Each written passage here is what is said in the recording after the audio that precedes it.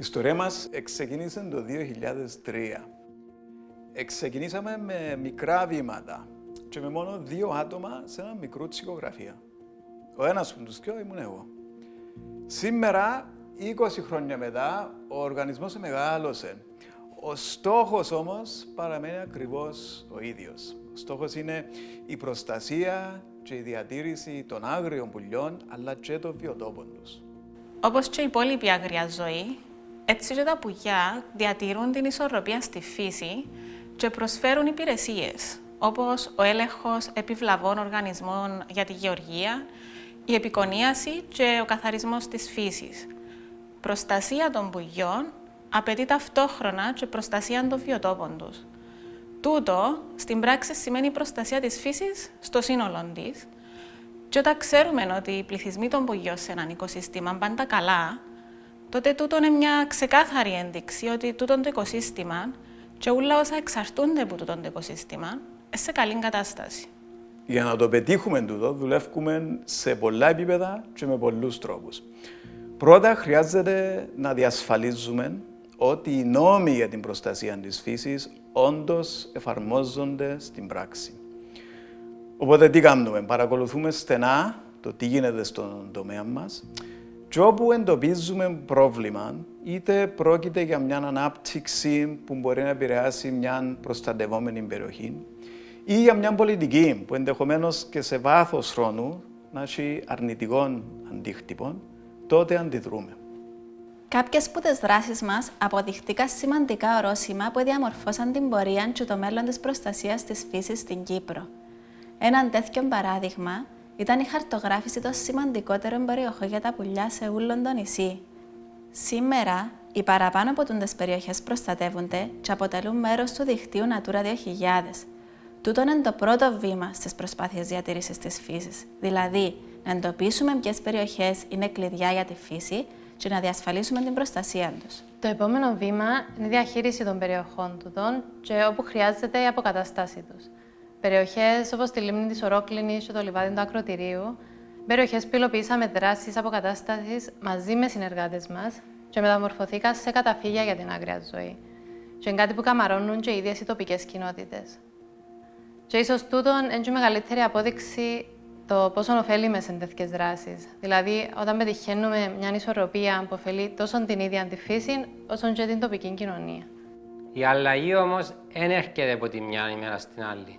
Στην περίπτωση της παΐδευσης πουλιών, χρειαστήκαν 2 δεκαετίες προσπαθειών για να δούμε πραγματικά αποτελέσματα.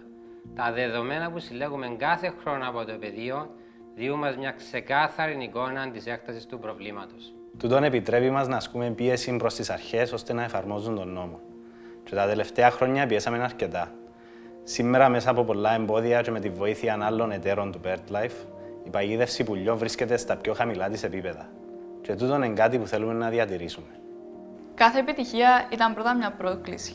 Στην περίπτωση του ΓΙΠΑ, η πρόκληση ήταν και εξακολουθεί να είναι να αποτρέψουμε την εξαφάνιση του σημαντικού αυτού είδους από το νησί μας. Πρόκειται για μια προσπάθεια που το BirdLife ξεκίνησε εδώ για 10 χρόνια. Προσπαθούμε να αντιμετωπίσουμε τις κύριες απειλές, που είναι η δηλητηρίαση, οι προσκρούσεις και οι ηλεκτροπληξίες στο δίκτυο ηλεκτρικής ενέργειας, αλλά και να ενισχύσουμε τον πληθυσμό με εισαγωγές πουλιών από το εξωτερικό. Μαζί με τους συνεργάτες μας ενισχύσαμε τη διαδικασία διερεύνησης των περιστατικών δηλητηρίασης, κάτι που θα συνεισφέρει σημαντικά στον αγώνα κατά της παράνομης χρήσης δηλητηριασμένων δολωμάτων στην Ύπαιθρο. Μέσω του έργου Live, Ζωή με τους Γήπες, δημιουργήσαμε τις πρώτες 2 ομάδες ειδικά εκπαιδευμένων σκύλων που λειτουργούν κάτω από την υπηρεσία θύρας και πανίδας για την ανίχνευση δηλητηριασμένων δολωμάτων και την απομάκρυνσή τους. Πλέον έχουμε στο πλευρό μας έναν μεγάλο αριθμό ευαισθητοποιημένων πολιτών και κοινοτήτων που είναι πρόθυμοι να συμβάλλουν σε αυτή την προσπάθεια για τη διάσωση του πληθυσμού γήπα στην Κύπρο. Αναμένουμε ότι αυτές οι επιτυχίες θα έχουν τον θετικό αντίκτυπο που όλοι θέλουμε για αυτό το τόσο εμβληματικό είδος.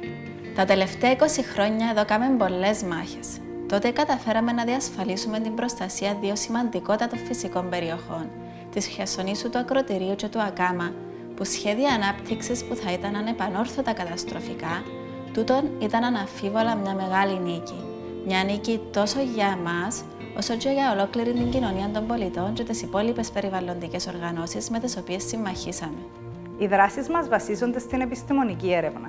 Πραγματοποιούμε συστηματικές καταγραφές των πληθυσμών των πουλιών, ώστε να έχουμε μια εικόνα της κατάστασης των οικοσυστημάτων μας. Όταν ξέρουμε πώς και γιατί οι πληθυσμοί των πουλιών αλλάζουν, τότε μπορούμε να σχεδιάσουμε τις δράσεις μας και να θέσουμε προτεραιότητες. Για παράδειγμα, η μείωση των πληθυσμών των πουλιών των γεωργικών περιοχών χτυπά το καμπανάκι για τις επιπτώσεις της εντατικοποίησης της γεωργίας. Φυσικά, όλα όσα κάνουμε αποκτούν ακόμα μεγαλύτερο νόημα και ενισχύονται μέσα από τα εκπαιδευτικά μας προγράμματα, τόσο εντός όσο και εκτός των σχολικών αιθουσών. Στόχος μας είναι να φέρουμε τα παιδιά σε άμεση επαφή με τη φύση, να τους εμπνεύσουμε την συναίσθηση και περιέργεια για τον φυσικό κόσμο και την άγρια ζωή, με την οποία μοιραζόμαστε τούτον τον τόπο. Και ελπίζουμε ότι με τούτον τον τρόπο συμβάλλουμε και εμείς στη διαμόρφωση των ενεργών πολιτών του αύριο. Σίγουρα δεν υπάρχει, μάλλον δεν ένιωσαμε ποτέ ότι εντάξει, πετύχαμε τούτο που θέλαμε και η δουλειά μας δεν τέλειωσε.